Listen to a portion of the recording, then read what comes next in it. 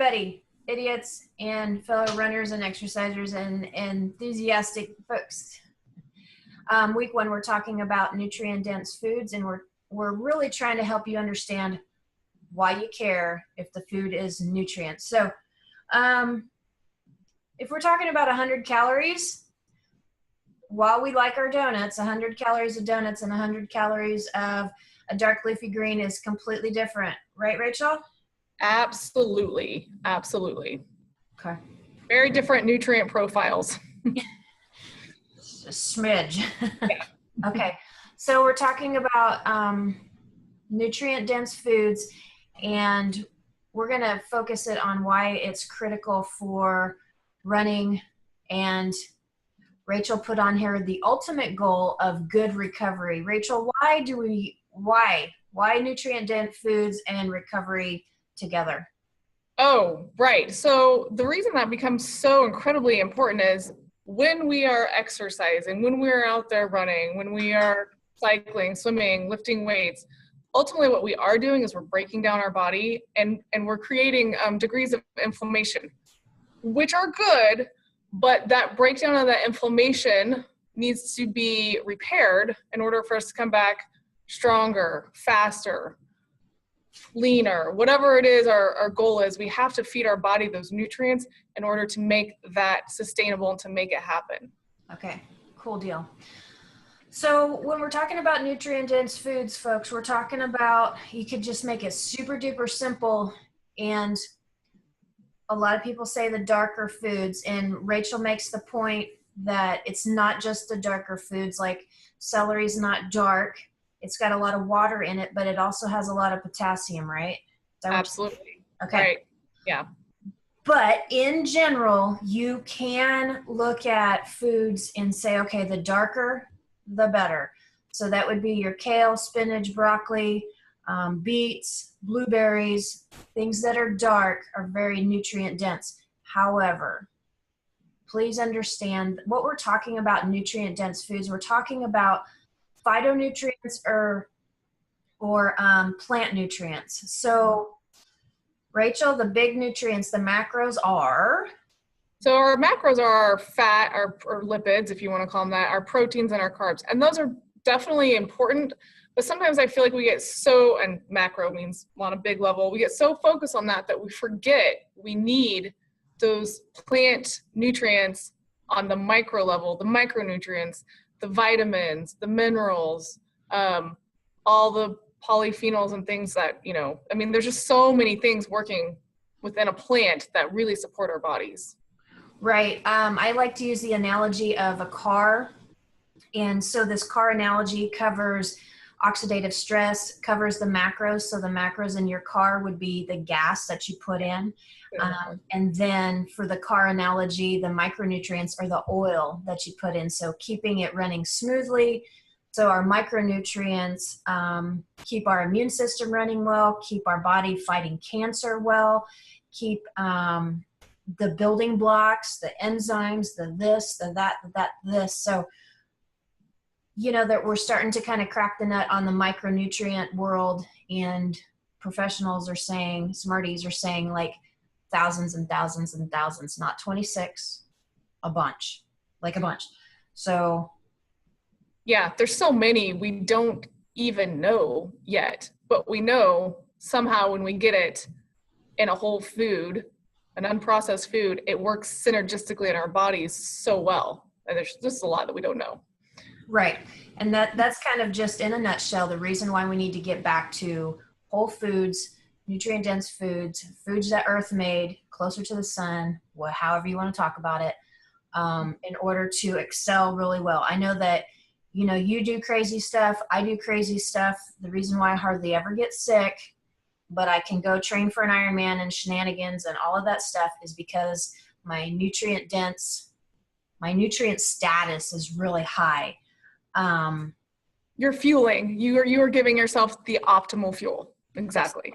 Yes. Yeah. Okay. So enough on that. Nutrient dense foods, dudes. Just eat real food, and the darker the better. And today, Rachel's going to really strongly encourage you guys to focus on dark leafy greens. Yes. We want to work on the dark leafy greens.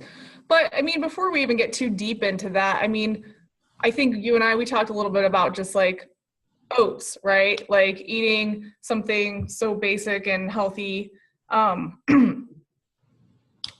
If we look at the nutritional profile of oats versus, you know, picking up a box of cereal, it's a game changer about what our bodies are getting. So BK, I know you know a little bit about just like the nitty gritty.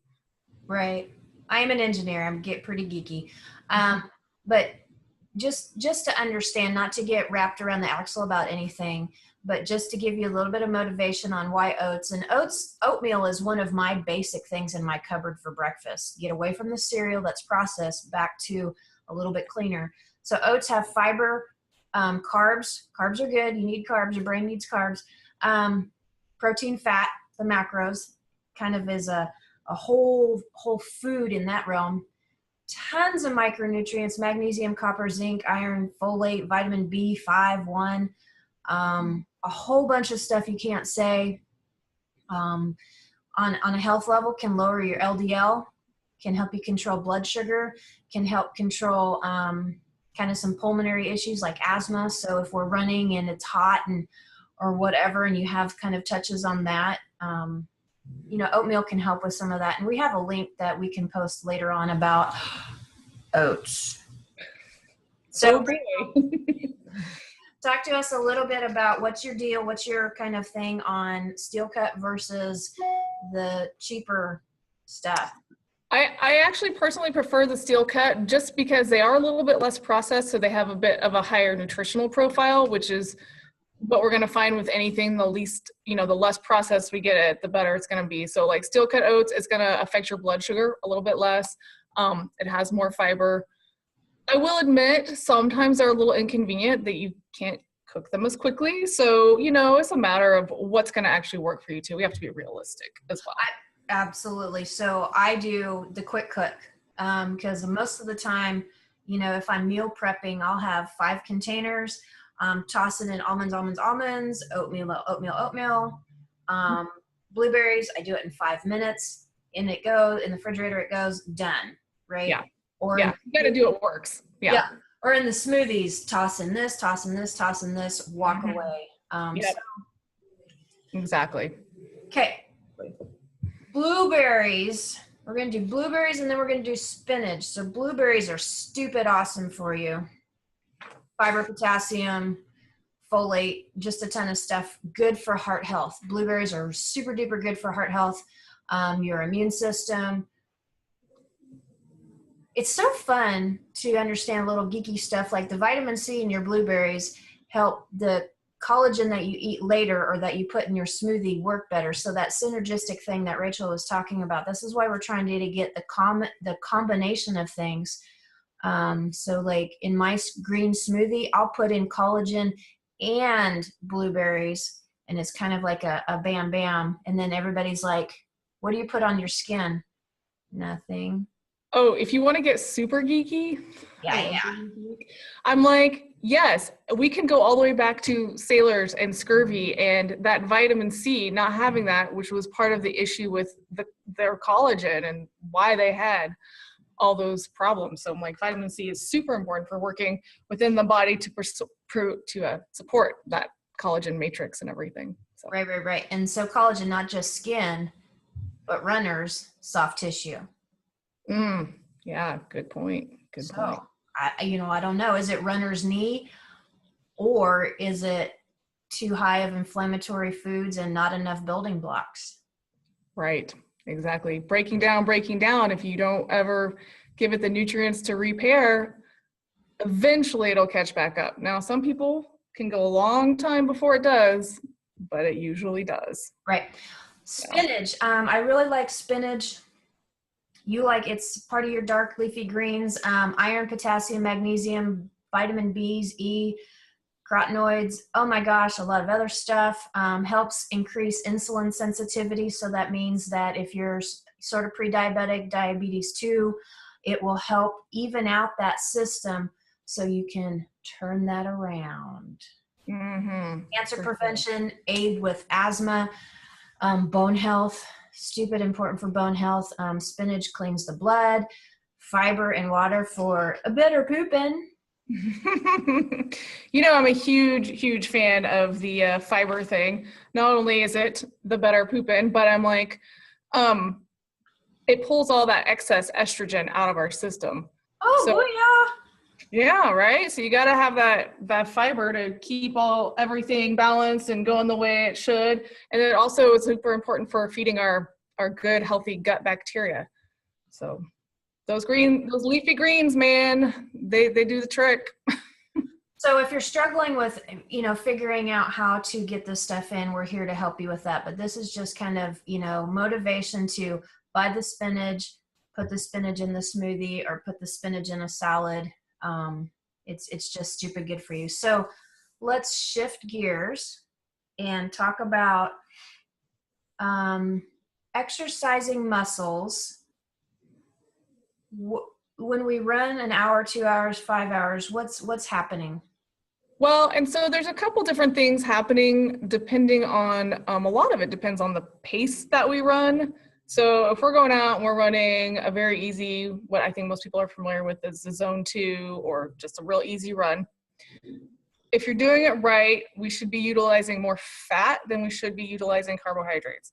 But if you're out doing a track workout or if you're out running for 4, 5, 6 hours, we're gonna be using our glycogen. That's just how it works.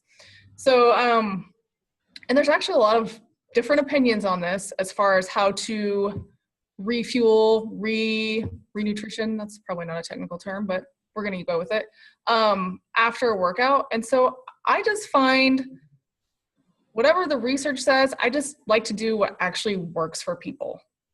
And so I find that refueling after a workout seems to help most people bounce better when we do it with really healthy, nutrient-dense foods. And sometimes it's good, again, it depends on the workout. But if we did a hard track workout, I recommend some proteins and carbs right after the workout. And we talked liquid. Right. So you're talking about 4-to-1, 3-to-1 ratio, meaning carbs to protein. Mm-hmm. Yeah. So just a smidge more on why the ratio is important.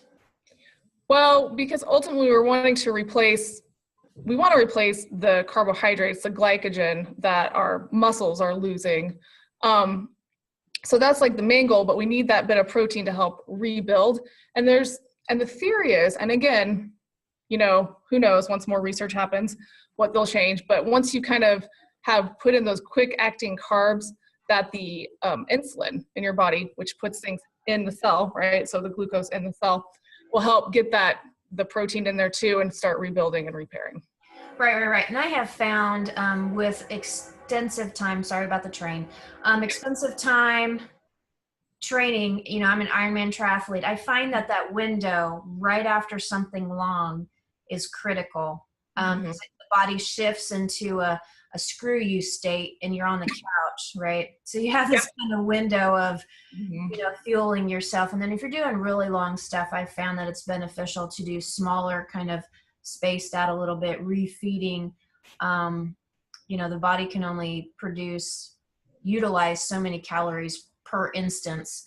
So, like going through McDonald's and getting 1,000 calories of fat and stuff might not be as good as being a little more prepared and having this smoothie already prepared that has a nice ratio of carbs to protein, but easier protein.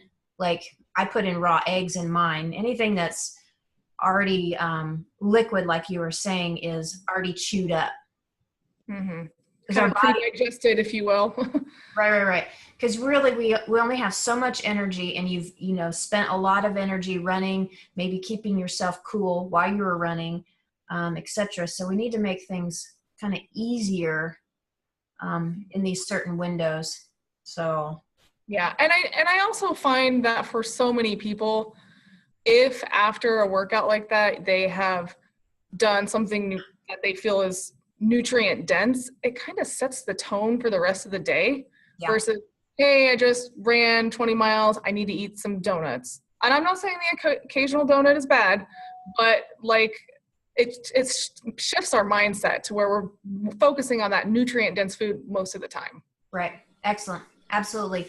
So dark leafy greens, you're talking about kale, spinach, collard greens, Brussels sprouts, broccoli, dandelion greens, arugula. Greens, arugula, yeah.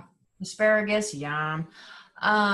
So we're going to be posting some recipes and some ideas on how to help incorporate this into your eating. So maybe pick out a couple that, you can get easily accessible at the store and just try practicing with it. It's kind of, once you get into the mindset, it's a little bit easier to incorporate it in, especially if you have it in the kitchen. Yeah. It needs to be available, accessible. Yep. Okay. So once again, benefits of dark leafy greens, cardiovascular health, which we care about, and yes, absolutely. and immune system, because you don't want to get to your race sick, and then nutrients. So because you don't want to get sick. And yeah, and if we could just if you want to just do like a quick nitty gritty thing, right, about nutrients, like if we wanted to just focus on one, so dark leafy greens, full of folate, which I believe is B9. Why is that even important? Why do we care, right? But like you have to have that particular vitamin to convert your carbohydrates to energy. So it's like if you really start diving in, you're like, oh my gosh, it makes so much sense. I need these to get the calories out of my food and make things work. Sorry. Okay. Nope. Kind of get out of you there for a second.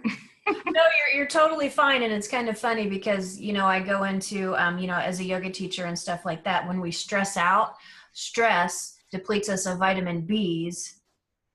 Yep. But we need the vitamin Bs in order to combat the effects of stress. Yeah, it can be a vicious cycle. And if you're not feeding yourself foods that are nutrient dense, and just starts to go south. Okay. One other tidbit we're going to just kind of whet your tastes on is the stabilizing blood sugar and hormonal imbalances, and what she was talking about, spinach with fiber, and fiber helping with estrogen management and stuff like that. And ladies, PMS is not normal. We need to kind of accept that we should use that as our kind of litmus on how well we are controlling hormonal health. And dudes, hormonal health is important too.